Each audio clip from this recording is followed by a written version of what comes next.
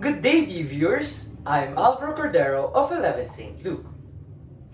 In the 3 years of the pandemic, at a certain point, you might have felt stress, anxiety, loneliness, apathy, pressure, low self-esteem, and many other stressors. These feelings reoccurring might already be a sign of poor mental health. Poor mental health should be taken seriously and be given attention. Mental health is a significant part of any human being. It affects everything we do in life, and that's why it should never be neglected. Over the pandemic, I've experienced many challenges from being a student leader athlete. I would have challenges with my academics, sports, family pressure, my self-esteem, and many other things.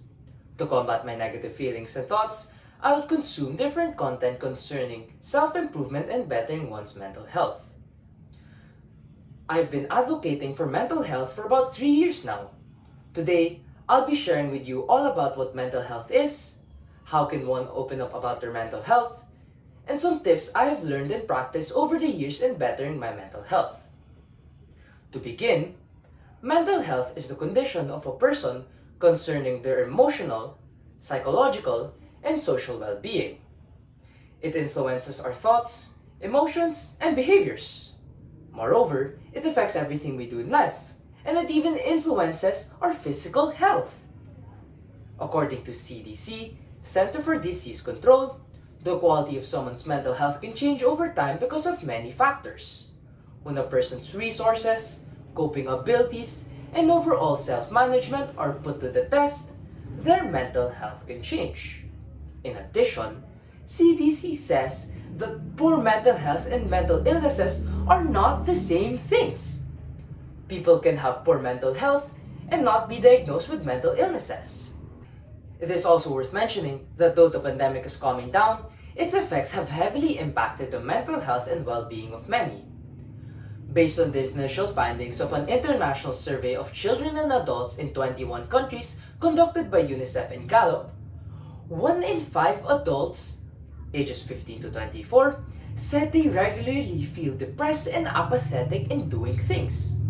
The abrupt disruption of the pandemic has brought a lot of anxiety and uncertainty for the future. The pandemic has brought a lot of attention to mental health due to its chaos and uncertainty.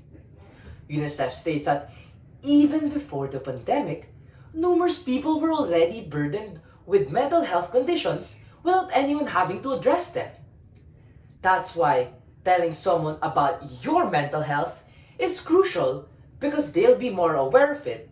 By doing so, you can receive insights, encouragement, and most importantly, help. After gathering many articles regarding opening up about your mental health, here are the things you need to know.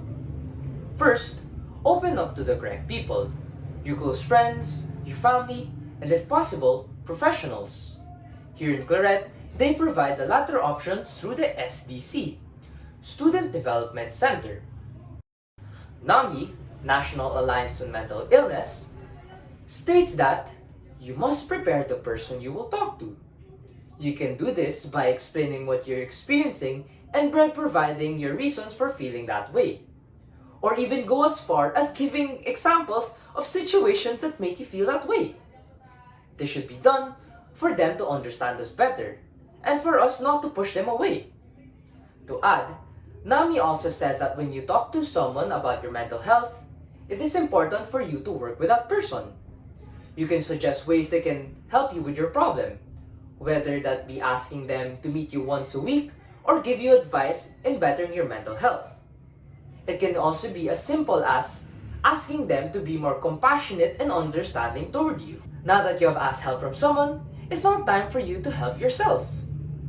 Whenever someone would ask me for help with self-improvement or mental health, I'd always give them these tips. First is to love yourself, second is to honor your progress, and last is to journal. If you guys want to know more about the first 2 tips, you guys can read an article I made over the pandemic. Now, we must understand that no matter how small our progress may be, we should be happy about it. 1, 2, 3 push-ups? That's good. You did 3 of 5 math questions in the homework? That's better than doing one or even none. And if you fail, it's fine. Pick yourself up again. Begin and begin again. Our success's foundation is our continuous small victories and failures. Remember that. Secondly, I'd like you to picture yourself pouring water from an empty cup to another. You're pouring from an empty cup. You can't give what you don't have. You can't love if you don't love yourself. A way you can love yourself is by having time to yourself, using your remaining water, which is your love and attention, for the things that make you genuinely happy. That can be sports, alone time, or being with family and friends. Because by doing what makes you genuinely happy, you're giving yourself a refill. You fill yourself up again with love that you can give out. For me, what I love doing is journaling. When I journal, I write down my feelings and emotions to see them and understand them better. Psych Central says that journaling is an example of an expressive coping method, which is a technique that helps a person process their negative thoughts, feelings, and experiences by releasing them. By putting these things on a page, they can have less power over you. Simply writing down whatever courses through your head is already a good way to start. You can also try to write about your day and your learnings from it. Or you can try to write as simple as 5 things you're thankful for. You can do this before you sleep or when you wake up. Having time to yourself is having time for you to journal. Margarita Tartakovsky states that the positive effects of journaling can be felt even when not performed daily, helping the individual better understand their needs and boosting their well-being. In conclusion, our mental health must be given importance because it affects everything we do in life. We ought to seek help when negative feelings and thoughts are always in our minds. We can express what we feel to our close friends and family and even the SDC of Claret.